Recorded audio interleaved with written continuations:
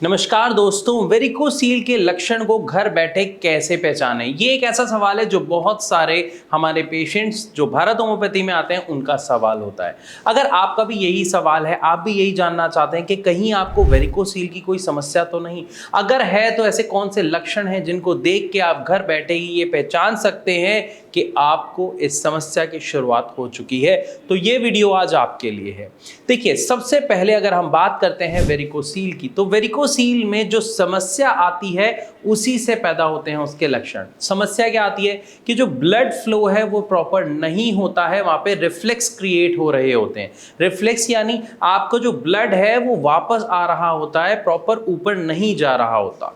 जब आपका ब्लड वापस आ रहा होता है तो उसकी वजह से क्या होता है, सबसे पहला लक्षण देखने को मिलता है आपके टेस्टिकल्स के जो आसपास नसें हैं उनमें फुलावट आ जाती है, सूजन आ जाती है, जिसे साइंटिफिक टर्म में कहा जाता है इन्फ्लामेशन हो जाती है। इसी के साथ साथ अक्सर अगर आपने कभी देखा हो कि आर्मी के, पुलिस के टेस्ट में जब आपका मेडिकल टेस्ट होता है तो स्पेशली आपके टेस्टिस को, आपके स्क्रॉटम को प्रेस करके देखा जाता है कि कहीं कोई दिक्कत तो नहीं। तो जब वो प्रेस किया जाता है, अगर प्रेस करने पर आपको बहुत ज़्यादा तकलीफ होती है, दर्द काफ़ी ज़्यादा होता है, तो ये एक लक्षण होता है वेरिकोसील की समस्या का।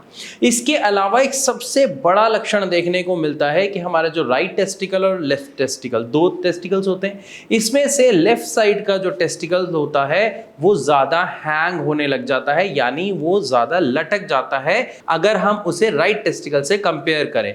आप इसको ऐसा कह सकते हैं कि एक टेस्टिकल आपको ऐसे लटका हुआ बड़ा सा लगने लगता है और दूसरा टेस्टिकल छोटा लगने लगता है। तो ये एक सबसे बड़ा लक्षण होता है वेरिकोसील का।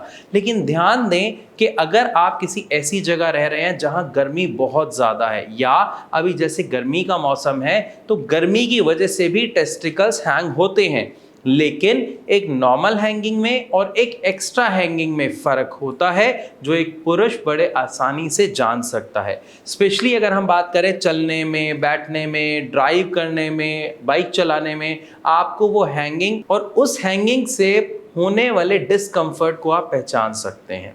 तो ये दो सबसे पहले लक्षण हो गए। इन दो के बाद अगर हम तीसरे लक्षण की तरफ बढ़ते हैं तो वो होता है पेन, यानी दर्द का होना। जब आपके टेस्टिकल्स में दर्द होता है और ये दर्द आपको मान लेते हैं आज हुआ, आज के बाद हो सकता है कल हो या ना हो, लेकिन अगले हफ्ते हो या 15 दिन बाद हो, या इवन ये भी हो सकता है कि 1 महीने बाद दोबारा हो। लेकिन अगर ये प्रोसेस बार बार हो रहा है और धीरे धीरे इसका जो टाइम स्पैन है वो कम होता जा रहा है, तो ये एक बहुत बड़ा लक्षण है कि आपको वेरिकोसील होने के चांसेस काफ़ी ज़्यादा हो सकते हैं। इन सभी के साथ साथ एक और चीज़ देखने को मिलती है कि जितने भी लोग दुबले पतले होते हैं, क्योंकि अभी जितने भी अगर हम अपने पेशेंट्स की बात करते हैं तो उसमें लगभग 60 से 70% पेशेंट्स में ऐसा देखा गया है कि वो पेशेंट काफ़ी ज़्यादा पतले होते हैं। पतले होने के साथ साथ उनको कॉन्स्टिपेशन और इनडाइजेशन की समस्या होती है, जो वेरिकोसील का मुख्य कारण माना जाता है। क्योंकि जिनको इसकी समस्या होती है उनको जोर लगाना पड़ता है फ्रेश होने के लिए, और ये जो जोर लगाया जाता है बिना किसी वजह के, ये असल में आपकी नसों में जो वॉल्व होते हैं उन वॉल्व के खराब होने का एक मुख्य कारण होते हैं, जिसकी वजह से वेरिकोसील की समस्या किसी भी पुरुष के शरीर में जन्म ले लेती है।